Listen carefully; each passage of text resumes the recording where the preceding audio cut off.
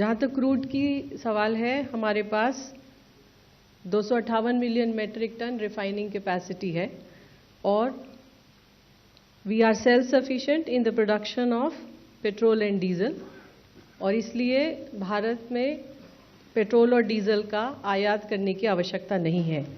हमारी सारी refineries 100% capacity या उससे अधिक पर चल रही हैं। रिफाइनरीज के पास एडिक्वेट इन्वेंट्री है क्रूड की, और इसके अलावा supplies are also maintained. Natural gas order 9 मार्च 2026 को जो इशू हुआ था कंट्रोल ऑर्डर, उसमें कई सेक्टर्स को प्रायोरिटाइज किया गया है और उसी ऑर्डर के क्रम में पीएनजी डोमेस्टिक सप्लाई और सीएनजी को बिना किसी कट के पीएनजी सप्लाई इंश्योर की जा रही है, और इस स्थिति में पैनिक की कोई आवश्यकता नहीं है।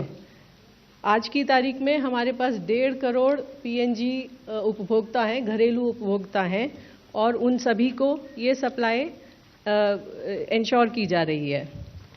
आप सबके माध्यम से मैं ये कहना चाहूँगी कि इन 1.5 करोड़ के अलावा लगभग 60 लाख ऐसे हाउस होल्ड्स हैं जिनके बहुत करीब में पीएनजी कनेक्टिविटी है और वो बहुत आसानी से पीएनजी कनेक्शन ले सकते हैं। सो आप सभी के माध्यम से मेरी उन सभी उपभोक्ताओं से अपील होगी कि वो पीएनजी कनेक्शन लें। ये इसलिए भी इम्पॉर्टेंट है ताकि हम जो एलपीजी के ऊपर प्रेशर है उसको हम थोड़ा सा रिड्यूस कर पाएँ। इसके अलावा हमारे मेजर अर्बन सिटीज़ और सेंटर्स में भी जो कमर्शियल उपभोक्ता हैं, भारत सरकार का ये प्रयत्न है कि वो भी जिनको अभी एलपीजी सप्लाई की वजह से जो दिक्कत का सामना करना पड़ रहा है, उन सभी उपभोक्ताओं से हमारी अपील है कि वो भी अपने लोकल एरिया के CGD network, city gas distribution network या जो भी उनका डीलर है उससे बात करें और पीएनजी कनेक्शन लें।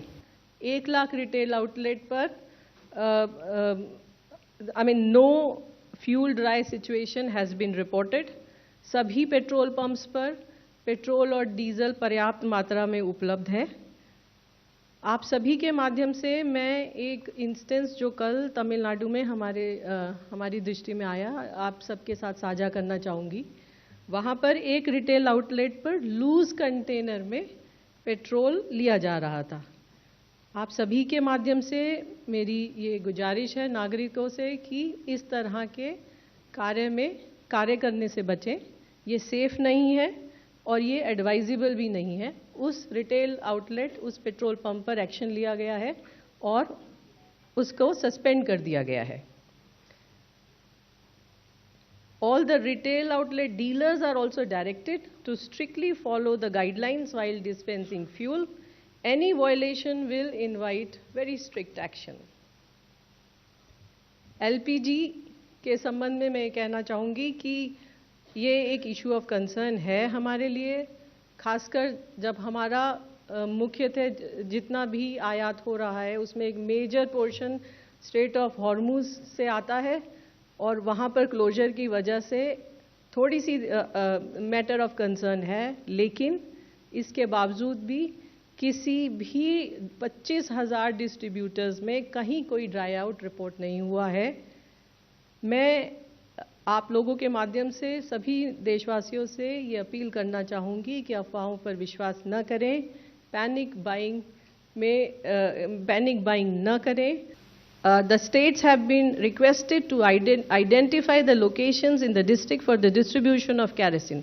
जो रेगुलर एलोकेशन से अलग से ऊपर 48,000 KL का केरोसिन का एलोकेशन भारत सरकार ने किया है, उसके संबंध में स्टेट गवर्नमेंट्स और यूनियन टेरिटरीज से रिक्वेस्ट की गई है कि वो डिस्ट्रिक्ट में 1 या 2 जगह आइडेंटिफाई करें जहां पर इसका डिस्ट्रीब्यूशन किया जा सके। ऑल्टरनेट फ्यूल ऑप्शंस को एक्टिवेट करने के लिए Coal India has already issued the order so that the coal is made available to small, medium and other consumers.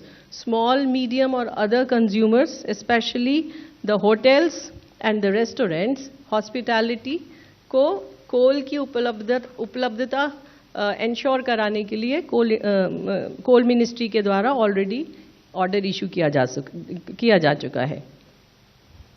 अंत में मेरी आपके द्वारा सभी देशवासियों से अपील है कि घबराएं नहीं, पैनिक बुकिंग से बचें।